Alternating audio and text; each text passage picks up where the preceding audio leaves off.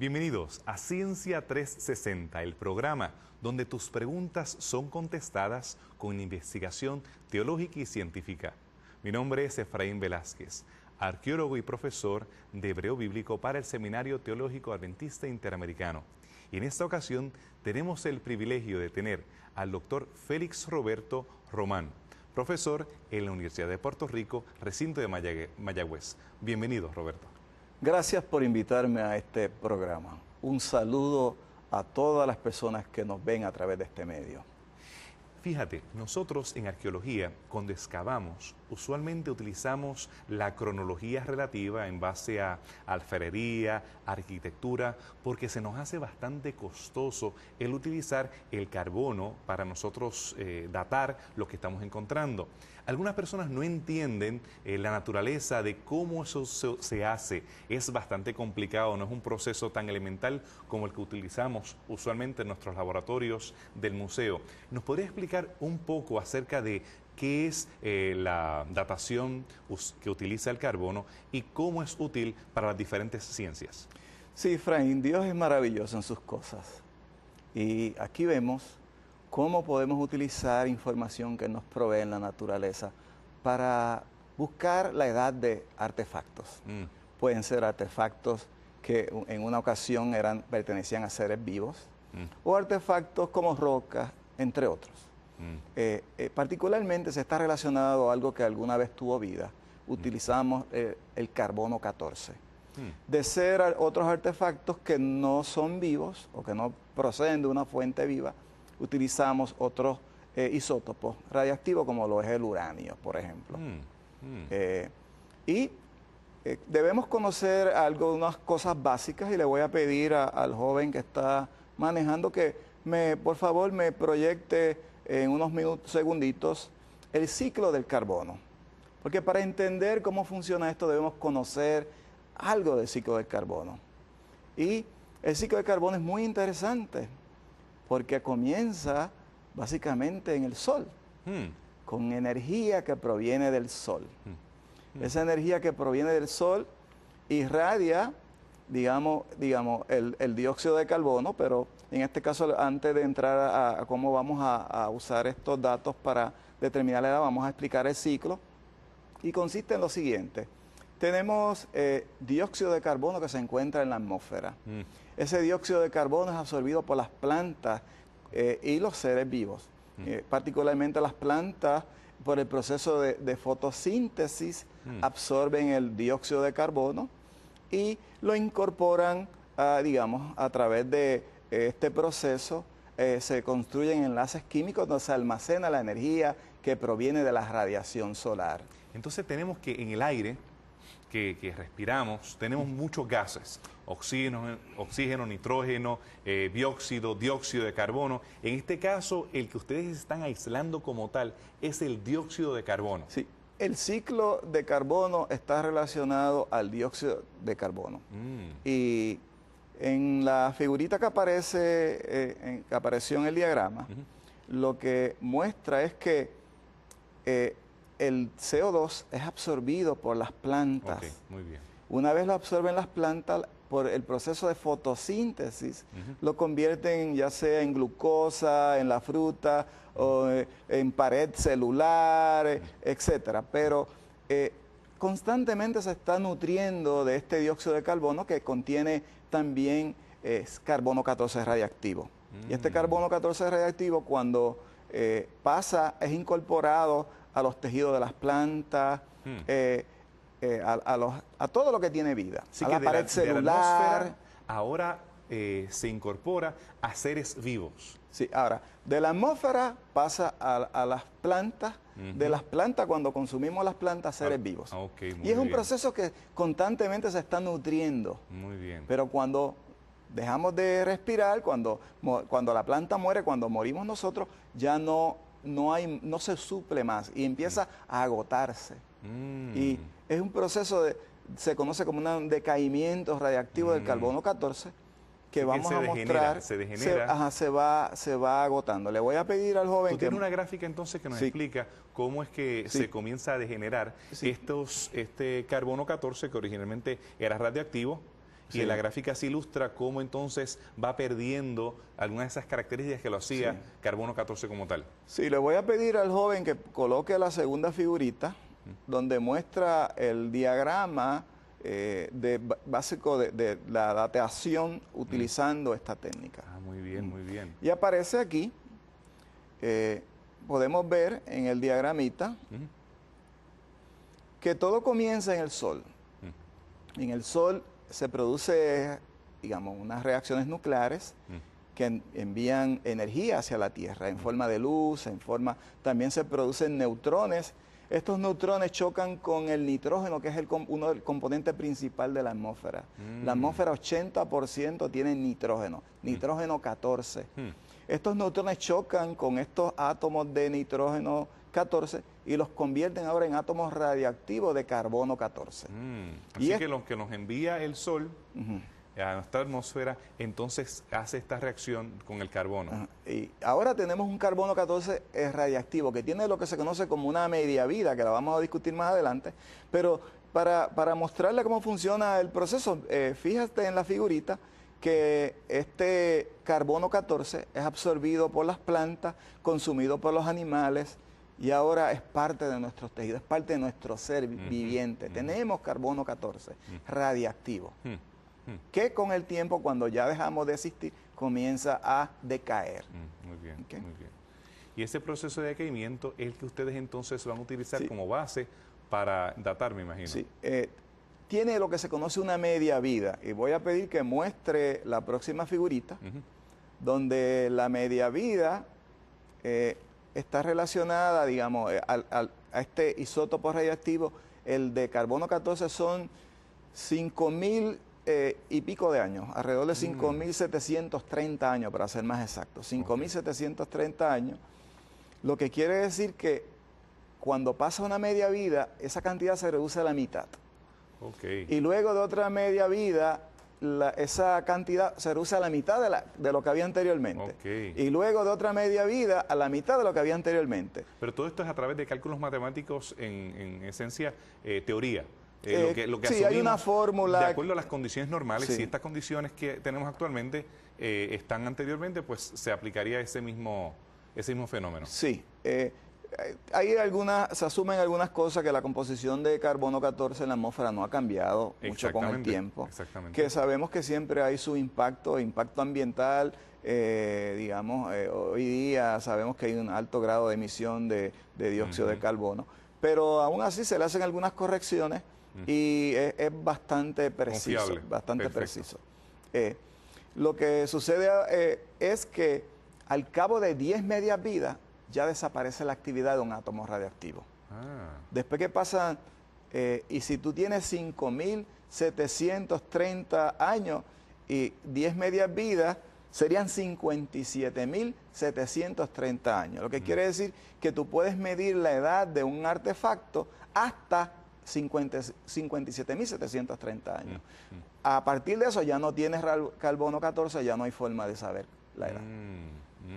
Entonces, todas estas sugerencias de artefactos o de piedras que tienen algún tipo de material orgánico que sobrepasan los 55.000 años, ¿cómo es que se hace esta fórmula?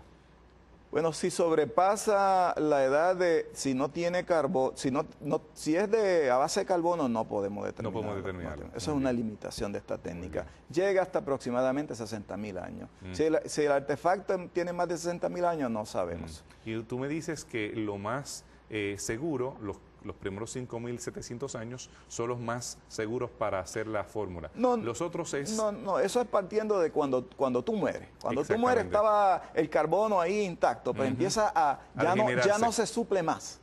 Ya no hay más entrada de carbono 14, por lo tanto se empieza a descomponer o a decaer en nitrógeno 14, el que ya existía. Y es un proceso que dura 57.000 y pico de años. Entonces, esas son las limitaciones. Esas son las limitaciones. Si algo tiene menos de 57.000 años, lo podemos ver con el carbono 14. Si tiene más, no. Entonces, utilizando la técnica científica, ¿cuántos miles de años nosotros podríamos decir con plena seguridad? Estamos hablando de entre esa ventana que me acaba de decir. Esa ventana, si es algo que que procede de que una vez estuvo vivo, la ventana sería aproximadamente 60.000 años. Muy bien, muy bien. Más de eso no se puede. No se puede.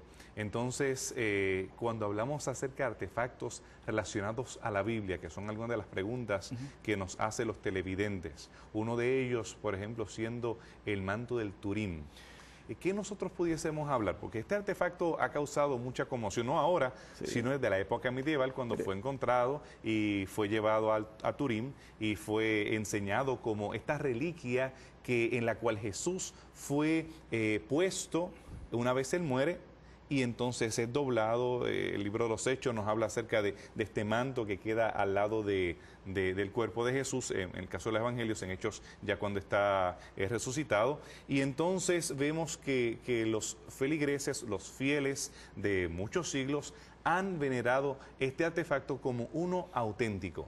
¿Qué la ciencia nos ha iluminado en cuanto a la autenticidad de este artefacto?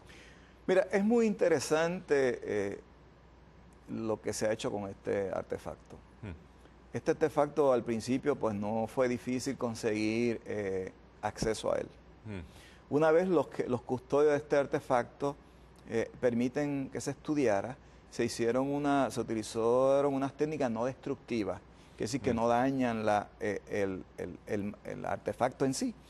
Y pues en aquel momento dado concluyeron que este artefacto pues era algo diferente, que posiblemente era un artefacto antiguo, pero las técnicas que utilizaron no tenían la capacidad de datar, sino eran identificar pigmentos, si los pigmentos, digamos, si eran pigmentos que se usaron en la antigüedad, etcétera, pero no podían datarlo.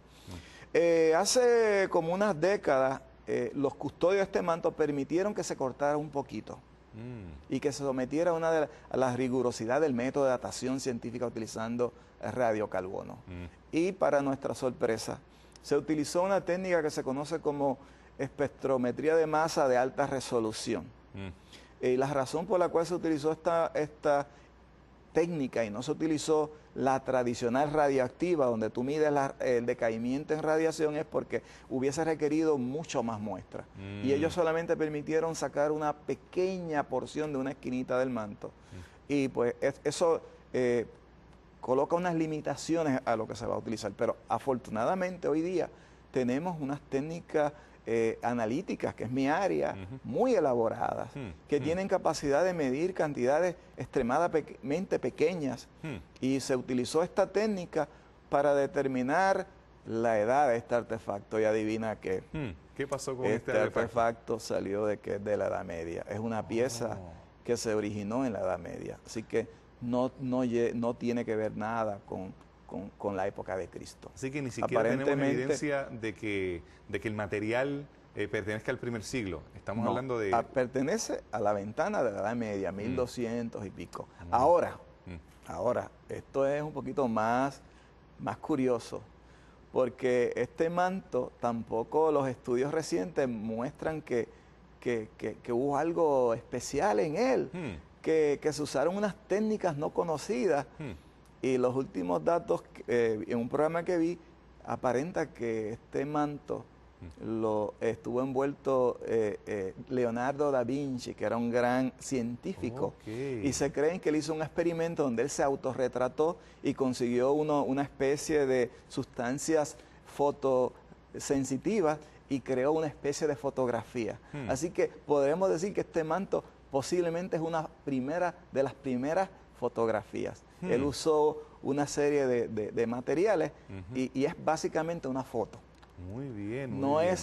Es una foto creada de esa época y se le atribuye a Leonardo da Vinci, que era el hombre que conocía de óptica y que ya tenía unos diagramas, digamos, unos diagramas de equipos fundamentales. Él era un hombre muy visionario y tenía ideas, era un científico muy reconocido, inclusive le gustaba, en aquella época que estaba prohibido hacer autopsias, por la iglesia lo prohibía, él tenía sus accesos y dibujaba diagramas de la anatomía humana, etcétera, órganos. Y Entonces las técnicas que él utilizaba, que eran tanto en la física, porque veíamos los experimentos que él hacía, no se limitaban al arte, a la física o la arquitectura, sino que también en la química, en las composiciones que se necesitan para crear una foto, bueno, él también estaba involucrado. Aparentemente este caballero tenía conocimiento, se le atribuye que él pudo haber estado envuelto detrás de este manto porque es para su época y él... Sin embargo, el análisis no se hizo de la figura, el análisis se hizo del material orgánico se hizo del material orgánico que que había, y el material orgánico revela que no es de la época de Cristo, sino de esa época, de la Edad Media, de la época coincide con la época donde Da Vinci era Renacimiento. Correcto, sí. Entonces, pero no es una pintura tampoco. Ok, porque aparentemente entonces tenemos que el manto era tal vez hasta para el tiempo de Leonardo da Vinci un manto viejo, pero no era un manto del primer siglo, sino que era No, era material de la época de él. Eso es lo que dice, era material de la época de esa época. En el caso de la arqueología, nosotros estudiamos la inscripción del túnel de Ezequías, la cual es una inscripción en piedra. Y pues realmente algo que es en piedra no es viable a menos que haya un material orgánico. Y se estaba arguyendo de que esa inscripción era posterior, no databa del séptimo siglo antes de Cristo, pero algún material orgánico que se encontraba en las rajaduras, porque esto se encontraba en el túnel de Ezequías, en las rajaduras que se utilizó y se demostró que pertenecía precisamente del séptimo siglo antes de Cristo. Se requiere siempre que haya este tipo de material, si es roca o metal. Si tú vas a hacer un análisis utilizando carbono 14, tiene que haber material que en algún momento era una raíz, una hoja, un tejido. Tiene que haber algo que sea de origen vivo orgánico. Si tenía incrustado como parte de la piedra alguna traza de algo orgánico, se puede. Y en el caso de experimentos controlados, ¿ha habido intentos de algunas personas de tratar de replicar el efecto de antigüedad que hay en el carbono 14? Porque hay personas que han tratado de hacer réplicas y venderlas como originales. ¿Se ha podido? Pero tú puedes hacer una réplica de una obra de arte, pero cuando llegas a la prueba de la edad, el carbono 14 es un reloj. Esa prueba es un reloj que tiene sus limitaciones de alrededor de 50.000, 60.000 años, ¿verdad? Pero nada, si le aplica, a menos que no utilice materiales de la época.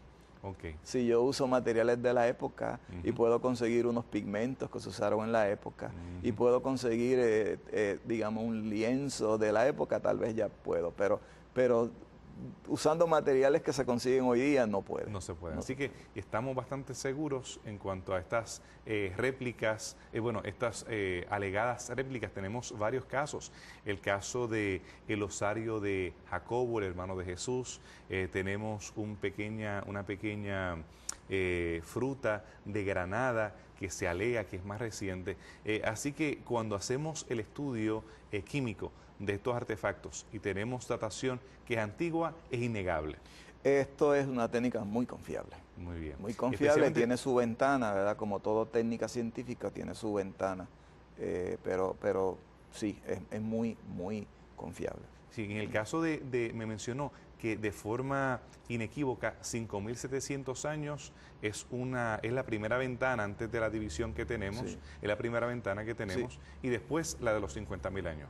Sí, no, yo te diría que de acuerdo, el límite es hasta que tú tengas carbono 14. Y carbono 14 tienes hasta alrededor de los 57.000 años. ¿Y por qué razón tenemos personas que alegan que algunos animales datan de periodos que sobrepasan los 60.000 años y son material orgánico? Plantas, caso de algunos fósiles, claro está, ahí ha habido una sustitución química de parte del material orgánico con material mineral. ¿Eso crea limitaciones? Hay sustitución ya, todo el material orgánico se ha perdido y básicamente tienes minerales. Y si tú trabajas a base de los minerales, ya hay otras técnicas de datación que envuelven minerales. Una de ellas, digamos, utiliza como criterio para datación es el plomo radioactivo. O el Entonces, plomo, el caso de uranio radioactivo. uranio también. También, y esos ya tienen una ventana mucho más grande. La Ok. ciencia actual estima que hasta millones de años. Y entonces nosotros podemos ver estos fósiles que se encuentran, fósiles que ya sea fósiles en hielo, fósiles que se encuentran en lodo, fósiles que se encuentran en roca, donde esta sustitución, en el caso de árboles, tenemos fósiles que han quedado, en el caso de algunos volcanes que han hecho erupción, que encontramos bosques que han sido fosilizados. ¿Qué diferencia tiene el datar estos especímenes con los especímenes más jóvenes de menos de 50.000 años? ¿Qué técnicas utilizamos? Como te dije anteriormente, siempre envuelve un isótopo radiactivo y su decaimiento. El decaimiento del carbono 14, como te mencioné anteriormente, son 5.730 años. El de otros isótopos radioactivos pueden ser, digamos, es mucho más amplio y proveen una ventana mayor. Yo personalmente, pues, soy cristiano, creo en Dios, tengo mi fe puesta allá arriba. Y aunque no entiendo, digamos, cómo se proyecta a que hay cosas que tienen millones de años, por lo menos yo personalmente tengo fe en Jesús, y si la Biblia dice que pertenecen a un periodo, yo me limito a creer que están dentro de ese periodo. Entonces, como usted, que es un químico, un científico reconocido en la Universidad de Puerto Rico, ha trabajado también en otras universidades, ha publicado en diferentes revistas académicas, es consejero para estudiantes doctorales internacionales que vienen hasta la isla de Puerto Rico para estudiar y entrar a la NASA y otras compañías y a algunas compañías privadas. ¿Cómo usted puede reconciliar esa fe que usted presenta en Jesús con los descubrimientos que usted hace en su laboratorio? Porque, bueno, mi área es la química ambiental, es mi especialidad, pero soy radioquímico también. Me entrené, por eso puedo hablar de este tema, porque... Con toda autoridad. Con autoridad, porque me entrené originalmente como radioquímico. Pero no somos salvos por experimentación científica, somos salvos por fe.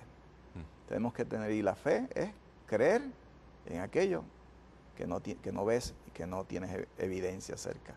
Así que la ciencia para mí es una herramienta que me provee ver cuán grande es Dios. Pero no necesariamente la veo como que todo lo que se proyecta como ciencia es 100%. Muchas veces hay cosas que yo no entiendo, pero y siempre dentro de la comunidad científica hay esa humildad, podríamos decir, en algunos científicos, no en todos, como el caso suyo, en el cual nosotros tenemos que reconocer lo desconocido, aquellas áreas en las cuales nosotros no tenemos tal vez todas las respuestas, y las cuales nosotros aún dentro de la experimentación tenemos que reconocer que hay incógnitas que no las podemos responder. Sí. Dios es grande y maravilloso, y muchas de estas respuestas las recibiremos en el cielo. Hoy día, con nuestra mente finita, no podemos buscar todas las contestaciones a todo, pero sí podemos ver cuán grande es a través de su naturaleza, sus obras. Y usted, entiendo que no está solo en su confianza en la palabra del Señor, porque usted tiene colegas que tienen una cosmovisión similar a la suya, en la cual ve una creación reciente, en la cual usted reconoce la intervención divina. Sí, definitivamente hay cientos de científicos modernos y científicos del pasado que fueron hombres de fe y que ven la limitación de la mente humana y que nosotros jamás vamos a poder entender todos los misterios de Dios. Pero por lo menos admiramos la grandeza de su creación y de sus obras. Y damos gracias por ese conocimiento para entender muchas de ellas. Esa postura que usted tiene es una postura de aprendiz, que nosotros, a pesar de que conocemos, y usted es un erudito en su área, es un aprendiz constante en el cual está buscando significado para lo que lo rodea, para las respuestas de laboratorio, como también me imagino para las respuestas en su vida diaria, su experiencia personal, problemas, enfermedades, desafíos. ¿Su fe le ha servido de ancla para contestar esas preguntas que usted ha tenido? Sí, sí, yo baso mi experiencia diaria en mi fe y pues, me ayuda. Inclusive creo que ha sido grandemente bendecido porque Dios me ha dado siempre la oportunidad de hacer ciencia. Acabo de recibir un grande 3.5 millones de dólares para envolver en investigación con colegas de la Universidad de Texas, con colegas de universidades en Puerto Rico. Eso es una bendición del cielo. Quiere decir que podemos animar a nuestros jóvenes televidentes que tal vez están pensando en ir a la carrera de ciencia, tal vez han pensado en ser químicos, tal vez han pensado en ser físicos, astrónomos, biólogos, y tal vez piensan que si tienen una fe en Dios o otros conocen de su fe en Dios, todas las puertas se le van a cerrar. ¿Usted cree que hay puertas abiertas todavía? No, creo que hay puertas abiertas. El hecho de que muchas personas piensen de que la evolución es una realidad científica, eso es una falacia. La evolución es un cuento para explicarle a algunas personas que no tienen creencia en Dios, pacificarlos y una historia, pero no hay data científica que corrobore esa teoría. Es una teoría como cualquiera de ellas que todavía está muy primitiva. Entonces, a mi juicio. Le agradecemos su intervención y realmente cómo usted ha demostrado y animado a especialmente a nuestros jóvenes televidentes a hacer ciencia correcta, empíricamente hacer su trabajo en el laboratorio, pero al mismo tiempo no impedir que esos resultados saquen el fundamento bíblico, lo que usted ha aprendido desde pequeño, aquello que realmente contesta esas preguntas perenniales que nosotros tenemos acerca de nuestro origen, acerca de nuestro presente, acerca de nuestro futuro. Aquello que presenta la palabra del Señor con seguridad como nuestro norte y nos deja saber que aun cuando hayan situaciones difíciles, aun cuando haya desafíos, nosotros podemos confiar en un así dice el Señor a través de su palabra. Amén. Muchas gracias. Sí. Gracias a usted por invitarme a este distinguido programa.